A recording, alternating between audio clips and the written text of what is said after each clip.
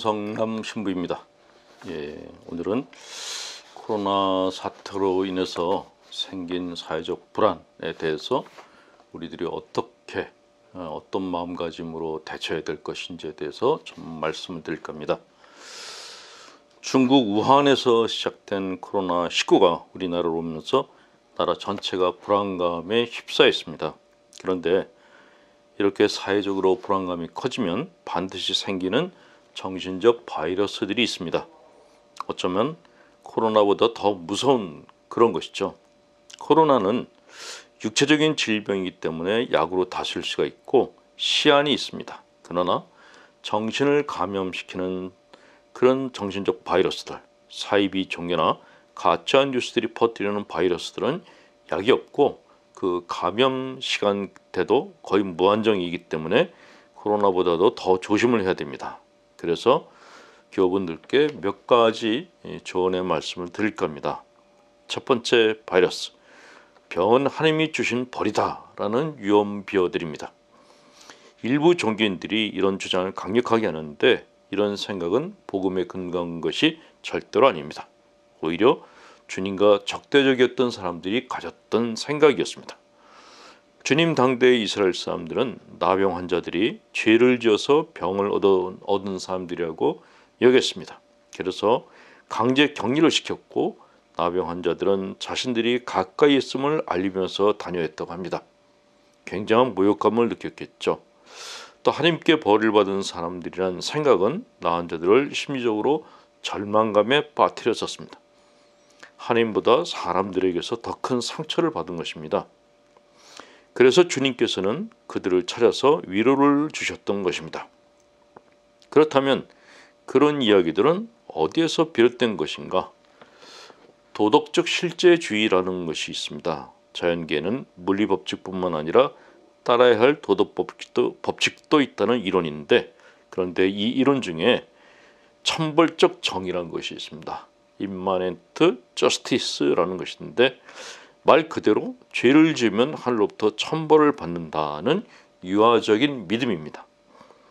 중국 우한에서 질병이 발생했을 때 일부 종교인들이 중국이 자기들 종교를 박해해서 하나님께서 중국을 벌하신 것이다 라고 주장한 것은 바로 이런 천벌적 정의, 유아적 믿음의 근거에서 한 말입니다. 이런 천벌적 정의의 개념은 객관성을 갖는다 하기보다는 주관적인 경우가 대부분입니다. 개인의 욕망, 컴플렉스, 성장과정, 지적 수준 등등이 복합적으로 작용해서 만들어진 개인적 생각들이라는 것이죠. 자연계의 법칙은 아니란 것입니다. 그런데도 이런 주장을 하는 사람들은 왜 그런 것인가? 무의식적인 선민의식과 모세 컴플렉스 때문에 그렇다라고 합니다. 천벌적 정의를 주장하는 사람들은 병을 가진 사람들이 하나님께 버림받은 사람들이고 자신들은 선택받은 사람이다 라는 선민의식을 가진 사람들입니다. 이것은 자신들은 죄를 짓지 않고 순결하게 사는 사람들이라는 병적인 자의식과 연관성이 있습니다. 이 교만덩어리 그 자체라는 것이죠. 천벌적 정의를 주장하는 종교인들의 문제점, 모세 컴플렉스입니다.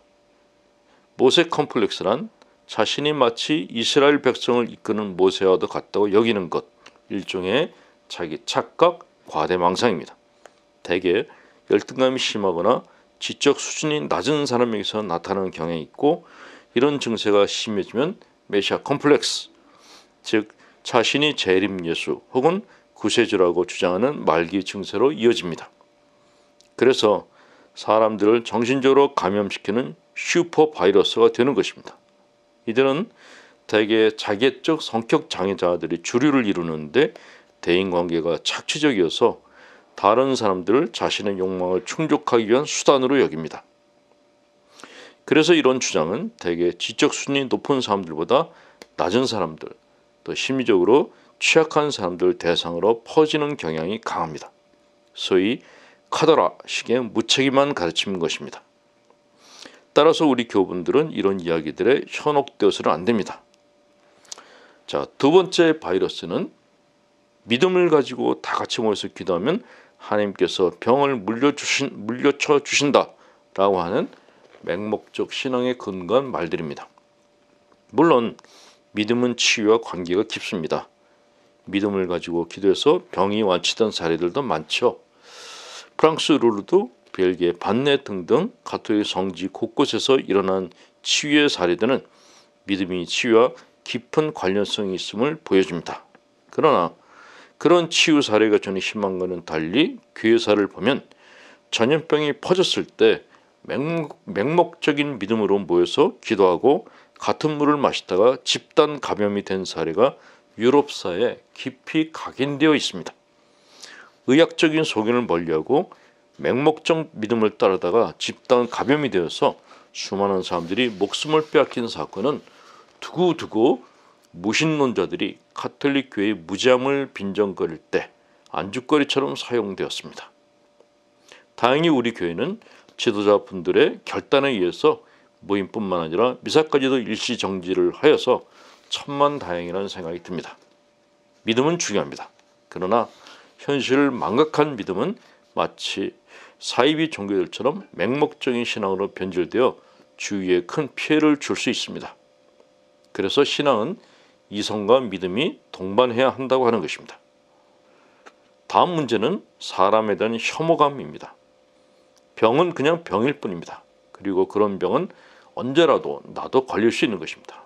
그럼에도 불구하고 병에 걸린 사람을 그 존재 자체가 바이러스인 양 취급하는 것은 병에 걸린 사람들에게 병보다도 더 큰 마음의 상처를 주는 범죄 행위입니다. 십계명에서는 살인하지 말라 했는데 육체를 죽이는 것만이 살인이 아니라 정신적인 살인도 범죄 행위인 것입니다. 전염병이 퍼지는 것을 막기 위해서 격리를 하는 것은 공공을 위한 것이지만 격리된 사람들을 혐오하는 것은 개인이 가진 병적인 자의식 혐오 컴플렉스 때문에 그런 것입니다. 오죽하면 나는 바이러스가 아닙니다 하는 피켓을 드는 사람들이 나올까요? 어려울 때는 돕는 것이 복음적 정신이고 인지상정입니다. 도울 힘이 없다 생각될 때는 마음으로라도 위로해주고 기도해주는 것이 주님을 따르는 사람들의 자세가 아닌가 합니다. 중국 우한에서 시작한 바이러스가 우리나라 특히 대구 경북을 감염시키면서 많은 분들이 불안감, 소외감에 시달리고 계시는데 이럴 때일수록 그분들을 위해서 물심양면으로 도움을 줘야 하는 것이 신앙인의 자세가 아닌가 생각합니다. 자, 마지막 네 번째 문제. 사회가 혼란스러우면 문제를 해결해서 국민들을 안심시켜 주기는커녕 사람들의 마음에 불안감을 더 키워주면서 사적인 이익, 정치적 이익을 얻으려는 자들이 나타납니다. 말은 그럴듯하게 해도 속내는 사욕으로 갇힌 사람들. 이들은 책임질 수 없는 말을 빈번하게 하고 사람들의 마음에 분열, 적개심을 불러일으키려 합니다. 일본 관동 대지진 당시 애꿎은 한국인들에게 덤태기를 씌웠던 간악한 일본 정부의 간계를 그대로 이어받은 사람들. 이들을 일컬어 신학에서는 악의 세력들이라고 칭합니다. 이들을 조심해야 됩니다. 사람들은 자신의 신변의 위협을 느끼면 지독한 이기주의적 근성이 나타납니다. 그리고 그런 이기적 근성은 적개심을 가지고 원인자들을 찾아내려고 합니다.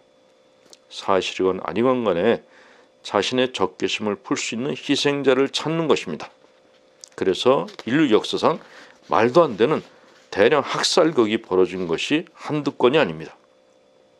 우리 신앙인들은 객관적 사실에 기반하지 않은 카더라식의 유언비어가 우리 마음 안에 분노, 적개심을 자극하지 않도록 주의를 해야 됩니다.